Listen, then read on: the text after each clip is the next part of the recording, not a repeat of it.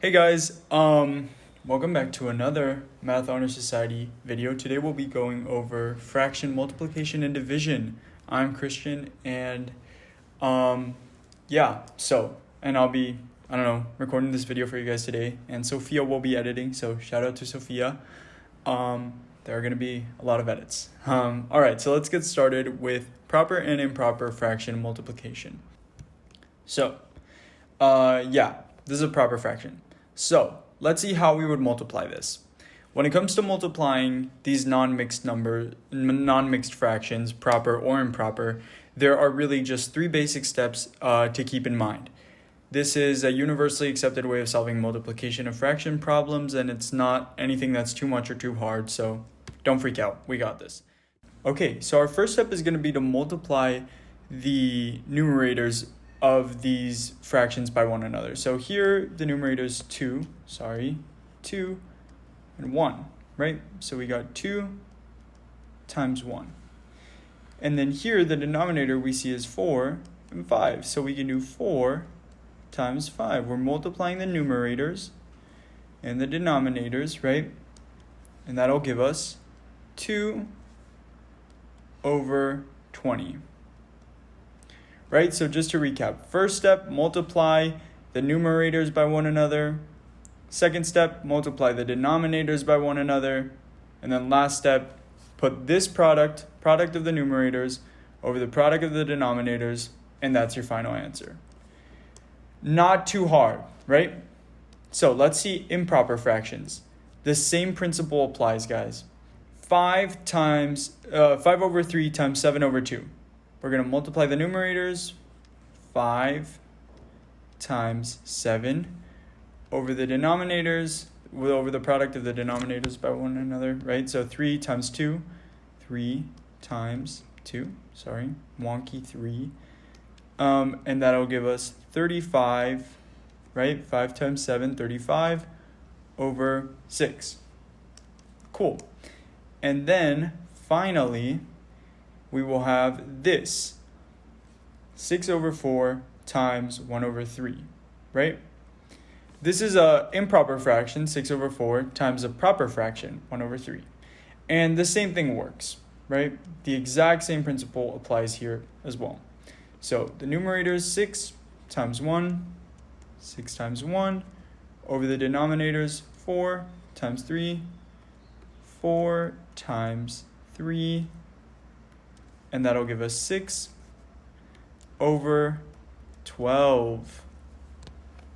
So this is how you multiply proper and improper fractions. Again, just remember, step 1, multiply the numerators by one another, remembering that the numerators are the numbers on top, right? Step 2, multiply the denominators by one another, keeping in mind that the denominators are the numbers at the bottom of the fractions. And then step 3 is to place the product of the numerator over the denominator. So as we've seen in all of these equations, that's basically how it's going to work. All right, cool. Okay, so that about wraps up the multiplication part of this lesson.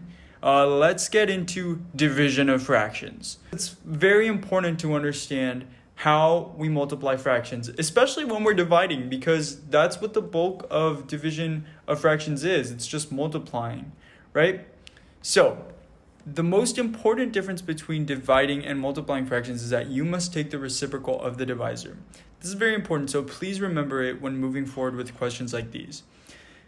The reciprocal of a function is best defined as any number that, when multiplied with a fraction, gives a product of 1. For example, 1 times 3 multiplied by 3 over 1, right, will give us 1. So we know that 1 times 3 over 1 will give us 1. And we know that that works because we have 1 times 3 over 3 times 1, which will give us 3 over 3, which you know is the same as 1, right? And if you don't know that yet, make sure to stay tuned for the MAT video, which will be coming up, where we explain why that works. So, right, an easy way to find the reciprocal of a function is just to flip the divisor. So I'm going to show you guys an example of what that means right now. All right, so let's look at these two examples, shall we? We shall. I don't know why I asked that. You guys don't have a choice. Sorry. So let's look at these two questions, right? Let's do I'm going to teach you guys about the KFC method. KFC. KFC. So what is it? Well, the K stands for keep it. And that's going to be our first step. We're going to keep it. So we are going to keep this first fraction, right? The second step is to flip it, right? It's the second step, and we're taking the second fraction and we're flipping it. We're flipping this second fraction. And then 3, the C stands for change it, right?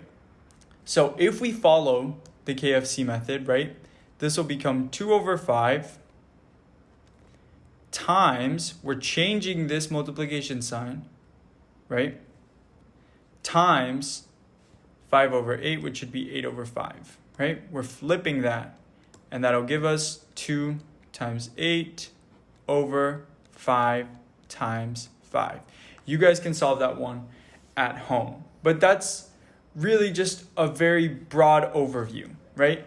And it's a really solid way to solve these questions. It's a great method. It's probably the easiest method that you'll want to use when using these. So when solving these questions. So again, KFC method. Keep it, flip it, change it. All right, let's do this second example here. Numerator 3 times 4, denominator 2, 6. Oh, sorry. Okay, so here we're going to keep this, flip this, and change this. So we'll have 3 over 2 and 6 over 4, and we're going to change that middle part to multiply.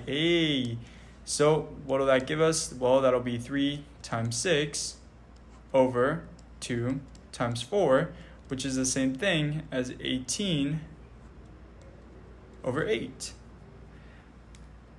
So yeah, dividing fractions is not as scary as it might have seemed, or as it might sound.